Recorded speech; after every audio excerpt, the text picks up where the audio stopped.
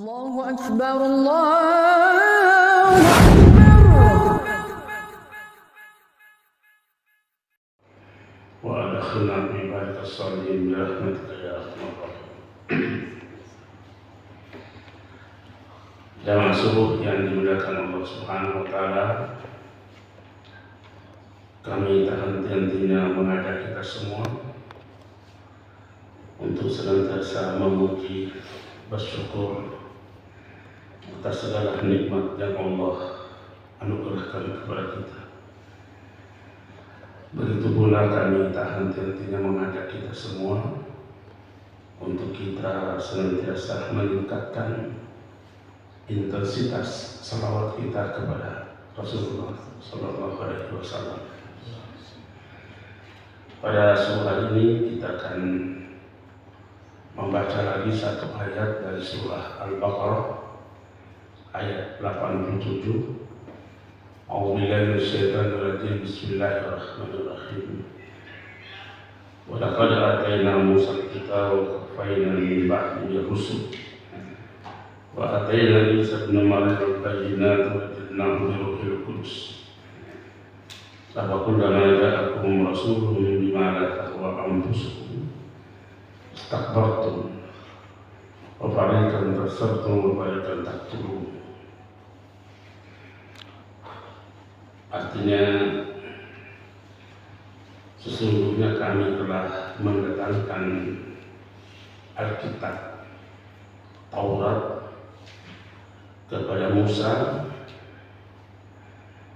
dan kami telah menyusulinya berturut-turut sesudah itu dengan rasul-rasul, dan telah kami berikan bukti-bukti kebenaran dalam hal ini mukjizat,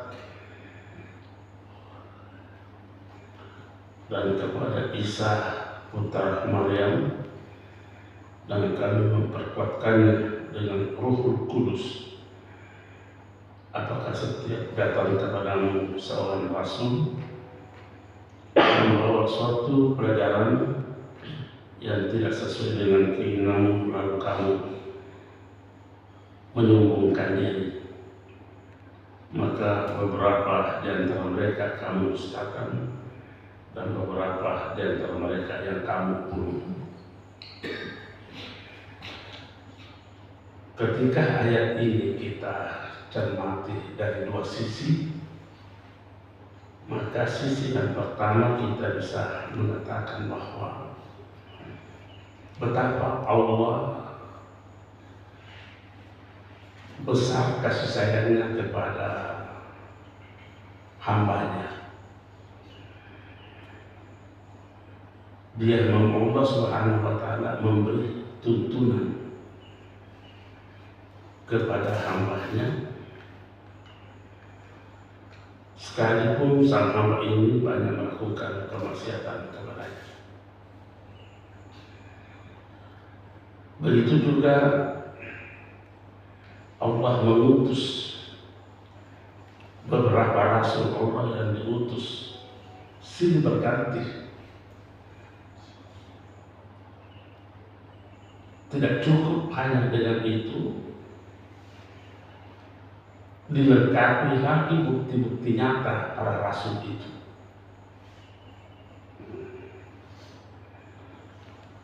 Untuk apa? Untuk memberikan pembuktian secara nyata akan kebenaran yang dibawa oleh para rasul itu, demi kembali kepada jalan yang benar. Ajaran yang diajarkan, dituntunkan oleh para rasul ini mengandung suatu tuntunan yang sangat nyata, bahwa segala yang diciptakan oleh Allah menjadi sarana untuk mengenal Allah.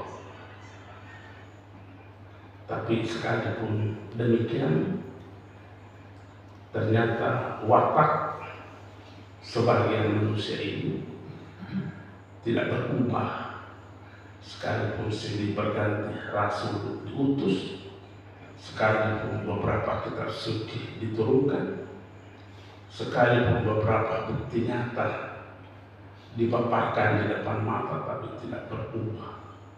Artinya bahwa manusia ini banyak menyalahi kodrat penciptaannya. Manusia diciptakan di ahsani taqwim, tapi mereka meninggalkan posisi itu karena hati yang mereka miliki menyalahi kodratnya. Hati diciptakan bukan untuk mengeras, tapi hati diciptakan untuk melunak. Dan kita baca ini, ternyata manusia ini silih berganti utusan, silih berganti tuntunan, bahkan dilengkapi dengan pembuktian nyata bagi mereka, bagi manusia ini, tapi tetap tidak seperti itu. Rasul-rasul diutus untuk lebih komunikatif, bisa menyampaikan ajaran-ajaran sebenarnya, tapi apa yang terjadi di sisi lain kita melihat ayat ini bahwa manusia ini terkadang memang salah dalam berkeinginan. Apa yang terjadi? Sebahagian didustakan rasul-rasul itu dan sebahagian dibunuh. Makanya Allah mengatakan, apakah setiap kami mendatangkan rasul kepadamu yang tidak sesuai dengan keinginanmu, lantas kamu menyombongkan diri. Ada pendapat yang kita harus pikir bahwa untuk menyelamatkan manusia ini di dalam memanage keinginannya, ada prinsip-prinsip berkeinginan yang harus kita terapkan. Artinya kalau prinsip-prinsip berkeinginan kita menyalahi prinsip itu, maka keinginan ini adalah sesuatu yang membelok dari sebenarnya. Semua manusia memiliki keinginan. Tidak ada manusia yang tidak memiliki keinginan. Yang menjadi masalah, apakah dalam berkeinginan ini sesuai dengan prinsip-prinsip berkeinginan itu.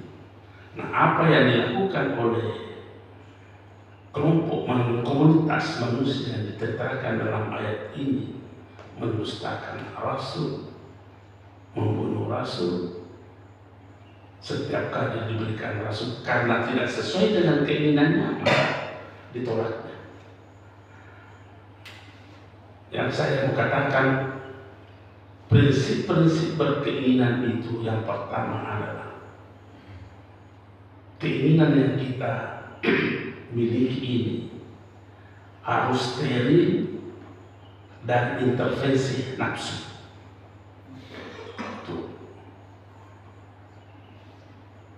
Berkeinginan ini harus steril dari intervensi nafsu, karena kalau itu yang bekerja, maka keinginan ini pasti menyalahi daripada kodrat kehidupan kita ini. Sewaktu saya menyampaikan pendapat ini, ada yang bertanya, adakah keinginan yang tidak didasarkan dengan nafsu? Nah, itu pertanyaannya. Sedikit dia bergurau, apakah bisa terjadi hubungan suami istri kalau tidak ada nafsu? Itu pertanyaannya. Jadi saya bilang, itulah sebabnya Rasulullah mengajar kita sebelum melakukan hubungan suami istri itu ada penyadaran dalam bentuk doa. Dan kita hafal semua doanya itu. tidak terjebak dengan intervensi nafsu. Itulah sebabnya sehingga nafsu itu dibagi tiga. Ada nafsu amarah, ada nafsu lawwamah, ada nafsu mutmainnah. Karena kita diajar oleh Rasulullah doa itu ada penyadaran untuk mengembalikan kesadaran kita supaya berkeinginan ini tidak dikuasai oleh nafsu. Memang dalam Al-Quran istri itu, saya sampaikan kepada beliau itu, ibarat kebun. Nisa'ukum harsun fatuhasakum an nasyitum. Kalau istri itu laksana kebun, maka apapun yang engkau tanam, maka itulah yang Anda akan petik. Anda menanam mangga, pasti mangga yang Anda petik. Anda menanam kebohongan, maka kebohonganlah yang Anda petik. Itulah sehingga kita mengatakan salah satu prinsip berkeinginan ada steril dari intervensi nafsu. Nah, yang ada dikisahkan dalam ayat ini, komunitas yang ditunjuk di dalam ayat ini, dengan Allah berfirman, apakah setiap ada utusan yang kami kirim kepadamu, kamu menyombongkan diri, artinya kamu menolaknya. Kan dalam kehidupan kita sekarang ini, kalau kita mau mencoba membawa dalam kondisi sekarang ini, apakah setiap tanda-tanda yang Allah berikan kepada kita ini tidak ada jika penolakan terhadap kebesaran Allah? Dan kita sudah mengatakan dulu bahwa semua yang kita lihat, semua yang kita rasa, adalah itu kan tanda-tanda yang Allah berikan kepada kita. Nah, apakah tanda-tanda itu tidak justru membuat kita lahir penolakan, pengingkaran terhadap Allah Subhanahu wa Ta'ala?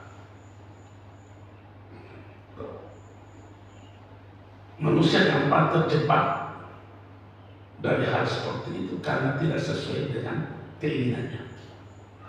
Nah, keinginan yang seperti inilah yang tidak steril. Keinginan seperti inilah yang diintervensi oleh nafsu.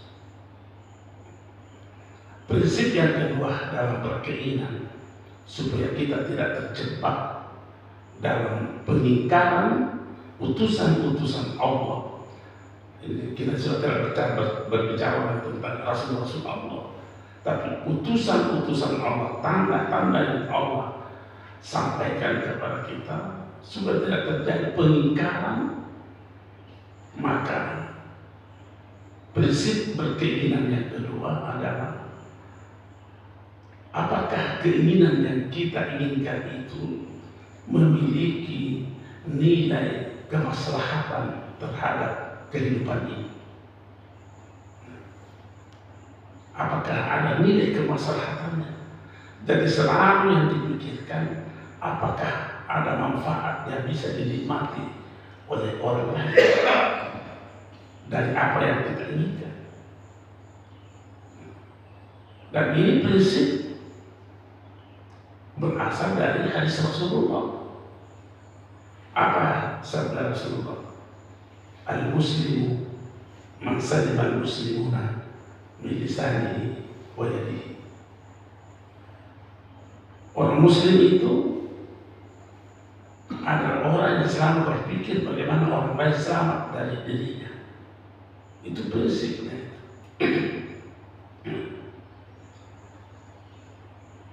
Dan prinsip-prinsip berkeinginan ini menuntun kita untuk tidak salah bersikap, berperilaku. Kita ambil contoh. Dalam Al-Quran ini mengatakan bahwa Amma lisan sana bertalahu rabbuhu wa akramahu wa na'amahu Fakul Rabbi Akram. Ada model manusia berpikir, memprediksikan bahwa kemuliaan itu ukurannya kepada pelimpahan harta yang Allah berikan kepadanya. Ada orang yang menilai kemuliaan itu adalah kedudukan sosial yang diberikan Allah kepada. Ini kan ibarat utusan-utusan Allah selalu ditambah-tambah. Cara berpikir seperti ini ditolak, dikoreksi total oleh Allah Subhanahu wa Ta'ala. Apa koreksinya Allah? Maka Allah berfirman, kalla bal la tukrimunal yatim. Kalau cara berpikir yang itu Anda kembangkan, Anda menilai kemuliaan berdasarkan dengan harta, bagaimana kamu bisa menghargai orang yang tak berharta? Itu kata aku. Kalau ukuran kemuliaanmu adalah kedudukan, bagaimana engkau bisa menghargai orang yang tidak memiliki kedudukan? Kalau kemuliaan yang kau lihat itu kau ukur dengan ilmumu, bagaimana kau bisa menghargai orang yang tidak berilmu? Dan seterusnya, dan seterusnya. Itulah sehingga Allah memberikan bukti nyata dalam kehidupan ini ada watak manusia kalau tidak bersesuai dengan keinginannya, ditolaknya oleh mereka itu. Nah, prinsip yang ketiga dalam berkeinginan ini adalah apakah keinginan ini akan diridai oleh Allah Subhanahu wa Ta'ala. Jangan-jangan keinginan kita itu bukan ridha Allah, sehingga kita banyak membaca pendapat-pendapat ulama, pandangan-pandangan ulama. Ada berkata, uriduka bima la uridu. Saya mencintaimu ya Allah tidak seperti yang aku cintai. Ini cara berpikir yang disampaikan oleh ulama kita ini adalah sangat mampu mengatur keinginannya, tidak berdasarkan dengan hawa nafsunya. Karena dia harus mencintai Allah, tidak seperti yang dia inginkan, tapi seperti apa yang diinginkan oleh Allah. Kalau demikian yang dituntut adalah ridhanya Allah. Memang dalam realitas kehidupan kita ini, maaf ini suara ada serak sedikit. Memang dalam kehidupan ini yang terkadang memaksa kita untuk melakukan penyimpangan kehidupan ini adalah atribut diri kita. Itu yang banyak memaksa kita untuk melakukan penyimpangan. Atribut yang melekat pada diri. Bukan berarti harus dihapus atribut itu, tidak bisa dihapus. Apapun yang tidak mungkin dihapus atribut itu. Tapi kiranya jangan intervensi atribut itu dalam kita bersikap. Ambil contoh konkret saja. Contoh konkret. Kita terkadang salah dalam bertutur kepada istri kita. Kenapa? Karena yang bekerja di situ atribut kita sebagai suami. Maka terkadang kita mengucapkan ucapan-ucapan yang tidak sepertinya diucapkan kepada sang istri. Karena kita menilainya atribut mereka sebagai seorang istri. Coba kita melihatnya sebagai utusan. Kita terjemahkan seperti tanda itu. Utusan yang Allah berikan kepada kita untuk melihat kebesaran Allah. Mari kita lihat, tidak pernah kita salah bertutur, berbicara, bersikap, berperilaku terhadap anak kita. Kalau pernah salah, siapa yang memaksa kita salah? Pasti atribut diri kita yang berkata, saya kan ayahnya, dia kan anakku. Inilah yang seperti ini karena digambarkan dalam ayat ini ada watak manusia seperti ini. Coba kita melihat anak ini, tanda kutip lagi saya katakan, utusan-utusan Allah yang membawa risalah bahwa inilah tanda-tanda Allah. Amin. Tidakkah mungkin kita melakukan penyimpangan seperti itu? Padahal ini anak kita ini. Apakah kita tidak membaca itu? Ini yang ditentukan dalam Al-Quran. Hanya memang Allah mengatakan, saya utus kepada ini, saya utus ini, saya utus ini. Apakah tidak pernah kita sadar bahwa segala yang diciptakan oleh Allah ini utusan kepada kita untuk mengenal Allah? Tapi kita kan terkadang terjebak. Ya uji, dari mana kau? Tuh, kalau ditanya kenapa aku bilang begitu? Tetangga aku, adikku, siapa yang bekerja kalau begitu? Atribut kita lah yang bekerja. Karena kita tidak mampu menyadarkan keinginan kita ini kembali kepada prinsip berkeinginan kita. Yang pertama, prinsip berkeinginan harus steril dari intervensi nafsu. Yang kedua, harus berkeinginan ini adakah kemaslahatan sebagai kontribusi terhadap kesejukan hidup ini. Yang ketiga adalah apakah keinginan kita itu diridai oleh Allah Subhanahu wa Ta'ala. Saya kira ini pemikiran-pemikiran yang coba kita cerna, kita hayati. Saya sering memberikan contoh bahwa karena kalau keinginan kita yang kita pakai dalam kehidupan ini, maka kita tidak akan bertemu dengan keinginan Allah Subhanahu wa Ta'ala. Jangankan kepada Allah, kepada orang yang paling kita cintai pun, kalau kita hanya berdasarkan keinginan-keinginan kita, tidak akan bertemu dengan cinta orang yang kita cintai. Saya sering mengambilkan contoh ini. Saya ulangi lagi mengakhiri pertemuan ini. Suatu waktu itu saya akan kalau habis lebaran Idul Fitri, setelah khutbah di sini, saya kembali ke kampung. Di Sopeng, istri saya orang berkumpul.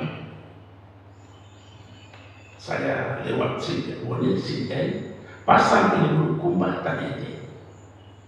Di situ banyak pete dijual,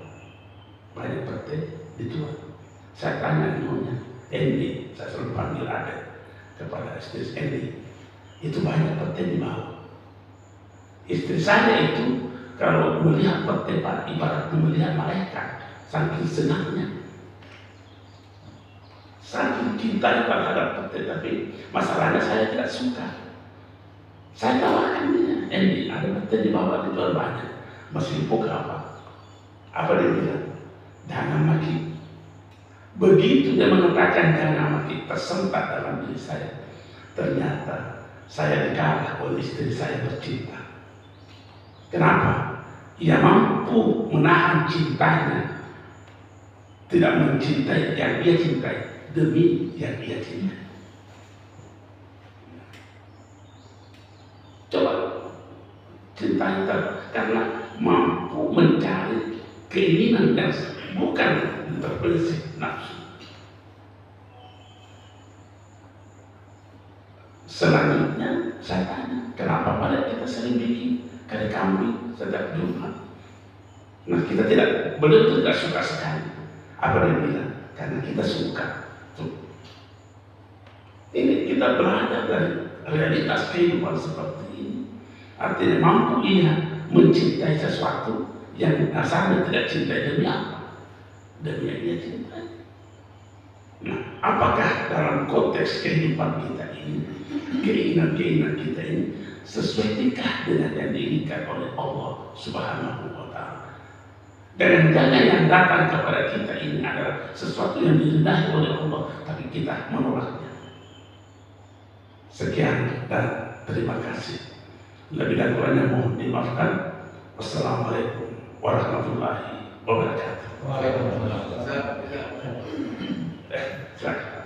Baik, Bro. Punya keinginan.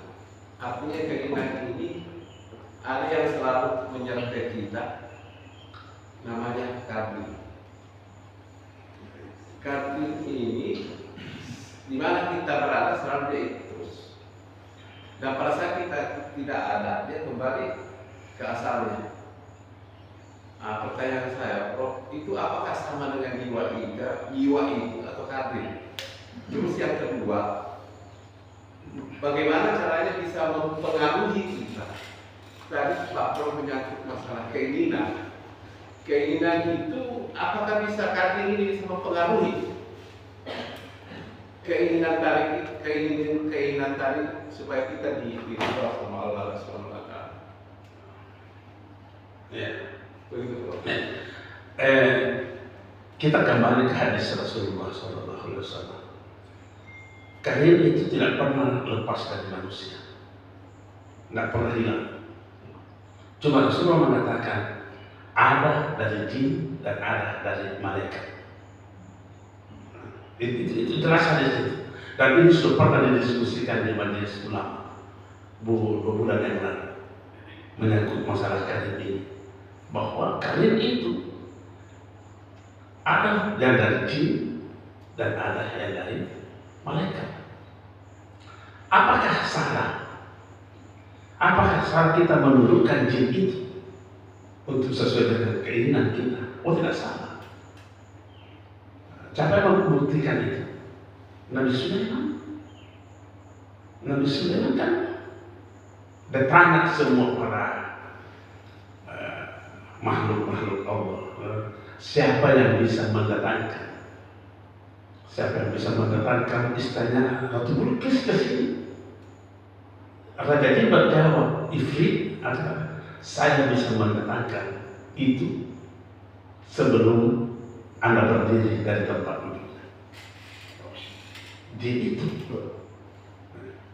Yang menjadi masalah sekarang banyak yang tundukkan jin untuk perbuatan salah.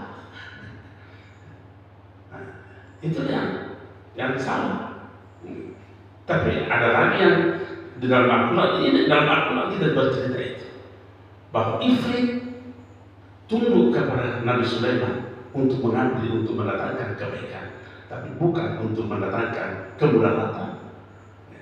Apakah bisa mempengaruhi? Oh, bisa. Makanya kita minta tolong. Dalam Al-Quran dikatakan minal jinnati, aku memohon perlindunganmu ya Allah dari intervensinya jin ini supaya saya tidak rusak.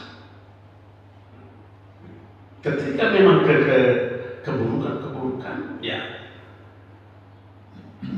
kita minta tolong daripada kekuatan Allah. Jadi beda jiwa dengan kering. Kering ini adalah memang sesuatu yang ada eksisnya, ada wujudnya.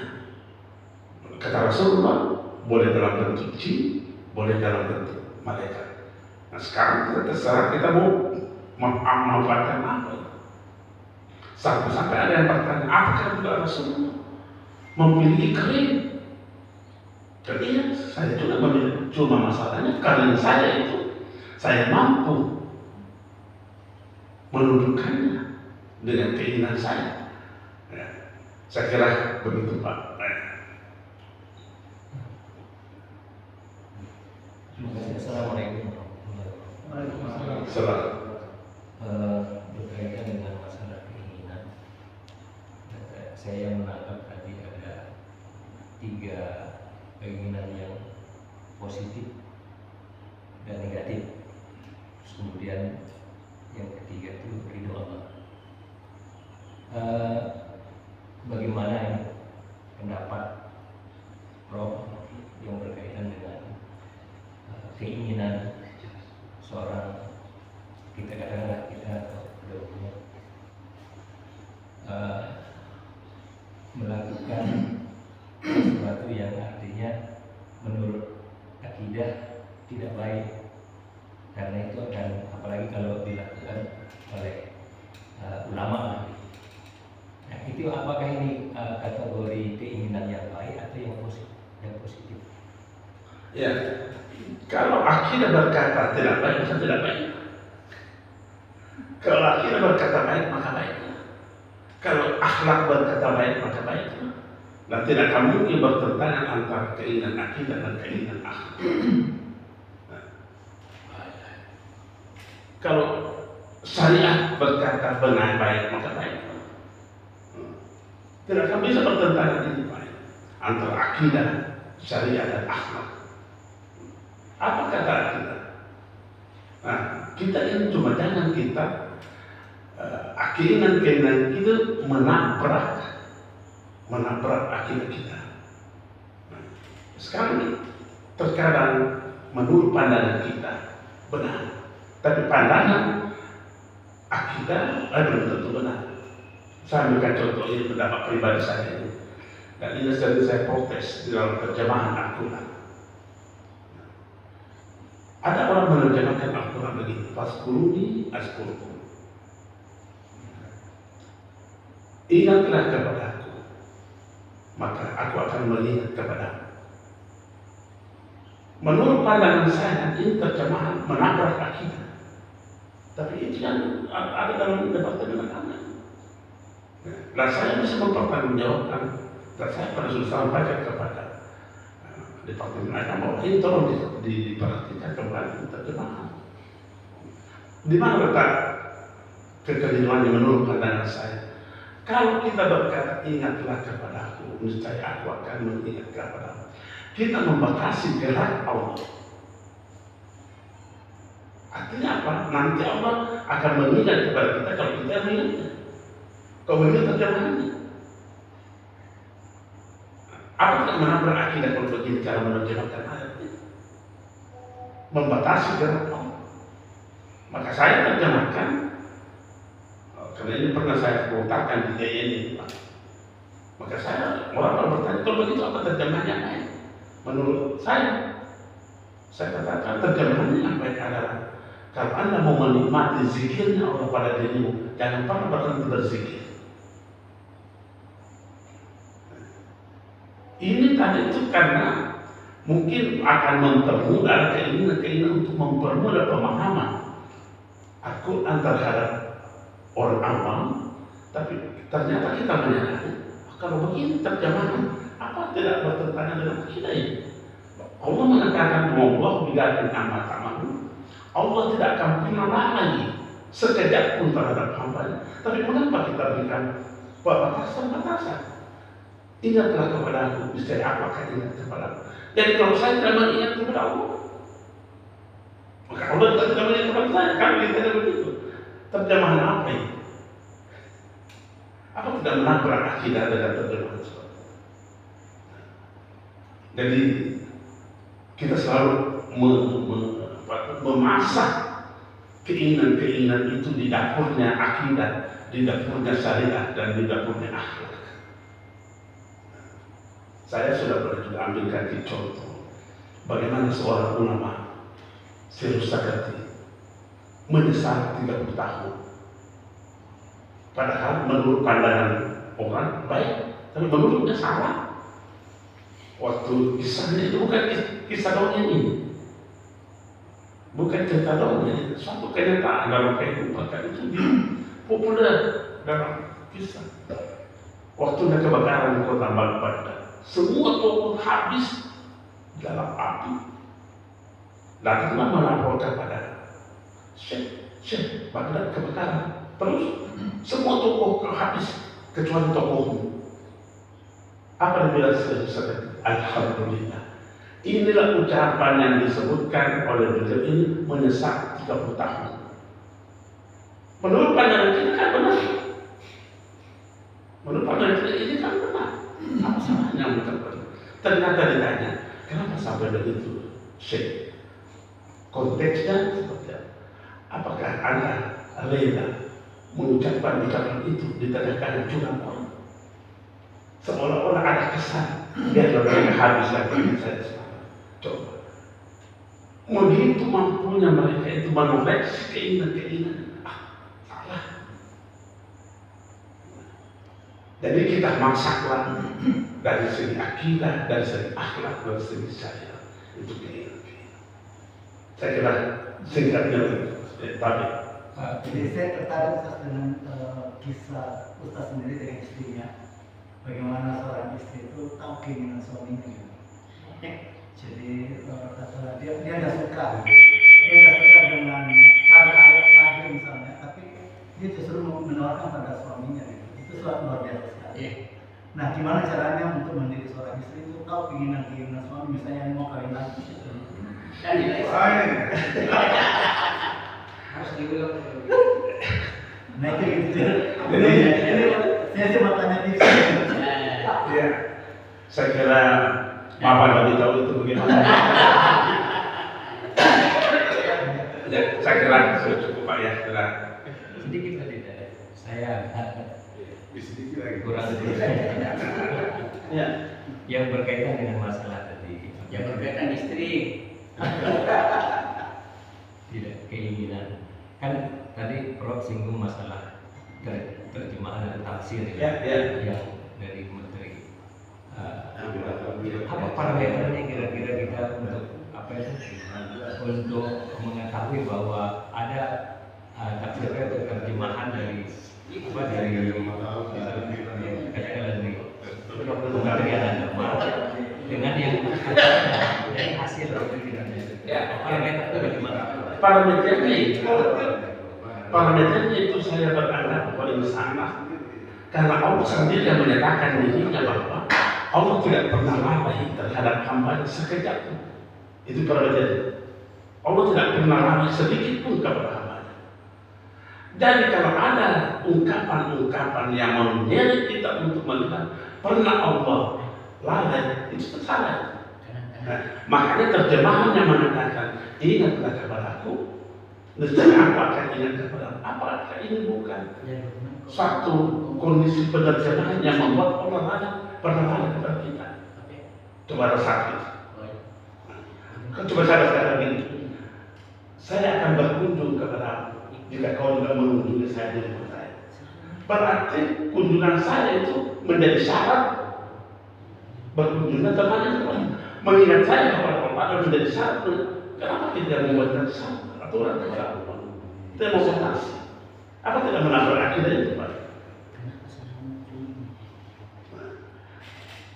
Saya kira itulah parameter bahwa tidak murni berjalan sesuai dengan akidah. Apa sendiri ngomong Allah bidahin amal. Allah tidak akan pernah lalai terhadap hamba.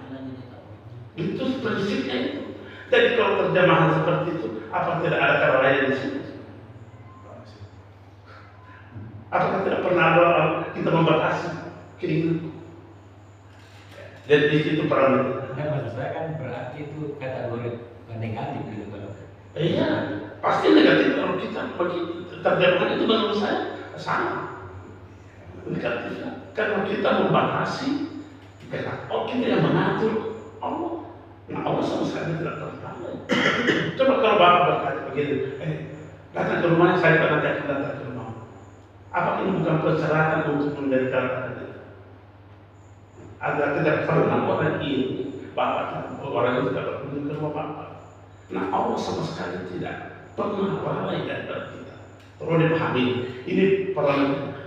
Allah tidak pernah lalai sekejap pun dalam kehidupan ini kepada hamba. Apakah terjemahan Anda tidak mengarah ke situ sendiri? Nah, kalau saya ada mengarah ke situ. Nah, kalau begitu terjemahan ini harus dikoreksi. Ustaz, pertanyaannya ini belum dijawab. Tidak tahu itu. Ini mau jawab atau Pak Idris yang mau jawab? Saya kira demikian Pak ya. Demikian Pak sama Siap-siapnya. Bukan sedikit ya, alhamdulillah seharusnya diganti kan dengan hal Ya ucapan kenapa? Yang tadi itu Syekh Ustaz itu Pak. Seharusnya ganti kata-kata apa sih? Dia tidak menyambut, seharusnya kalau menyesal dia menyebutkan, seharusnya dia tidak ucapkan itu. Kenapa? Karena konteksnya kebakaran semua ini. Waktunya ditanya kenapa kita menyesal Syekh, apa dia bilang? Konteksnya begini. Apakah Anda mau menyatakan kebahagiaan di tengah-tengah kehancuran saudara-saudara? Lebih kanan menyampaikan itu. Entah. Kan alhamdulillah itu mampu dilihat oleh seorang ulama-ulama Syekh Ustaz. Tapi menurut pandangan kita bagus juga ini kita beralhamdulillah. Tapi menurut dia masih menganggap sebagai sebuah kesalahan. Tapi ini cuma ini yang menjadi masalah ini. Apakah kita mampu mengikuti cara berpikir seperti itu? Saya kira demikian saya. Mohon maaf. Assalamualaikum warahmatullahi wabarakatuh.